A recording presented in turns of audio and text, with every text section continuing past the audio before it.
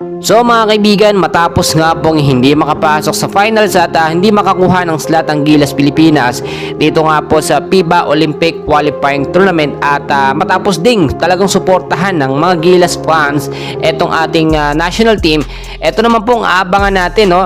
Etong nalalapit po na 43rd William Jones Cup sa Taipei, Taiwan na gaganapin po ngayong nalalapit na July 13 to 21, 2024. So SGA Strong Group Philippines po ay lalaban po sa iba't ibang mga bansa. Yung unang magiging laban ng Pilipinas mga kaibigan ay kontra po sa koponan ng UAE. So nakita natin so far malakas po ang lineup ng Strong Group athletes natin, which is kung makikita po ninyo halos loaded na, no? Talagang kompleto tayo sa malalakas po na player.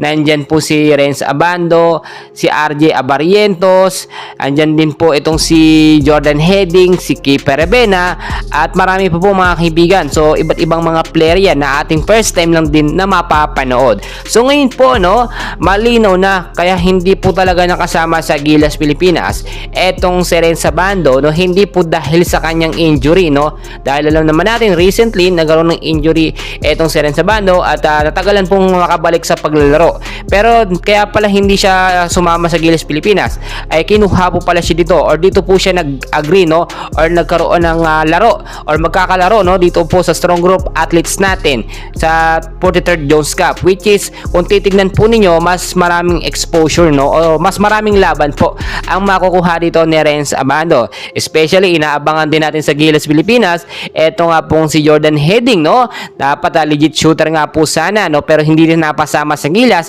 bagos nandito sa SGA si RJ Abarientos din mga kaibigan, at alam naman natin magagaling po yan, no. Talagang mga bilig boy siya na talagang inaasahan natin. So kung titignan po ninyo, sapat na nga ba ang lineup ng Strong Group athletes natin, no, yung final 14-man lineup which is malakas. Narito po yung mga listahan ng mga player mga kaibigan, tignan nyo pong mabuti. Nandyan si Angelo Kwame, nandyan si Gio, si Jordan Heading, Keeper Rebena, Renz Abando, Abarientos, si Dave, marami pa mga kaibigan. So titignan po natin ngayon kung ito nga ba'y makakapalag, no. Pero so far kung titignan nyo, para sa akin napakalakas po ng lineup ng Strong Group athletes natin kung ikukumpara po sa Gilas Pilipinas. So paano ko nasabi? Titignan nyo namang mabuti, meron tayong Renz Abando, may Abarientos, may Kuwame, alos loaded po sa magagaling na player. Unlike po sa Gilas Pilipinas mga kaibigan, no, medyo limited lang tayo sa player, no. Talagang nakita nyo 9 lang yung player natin at na-injury pa nga yung isang big man na si Kai Soto, which is talagang mas makagamit talaga yung depensa ni Kai.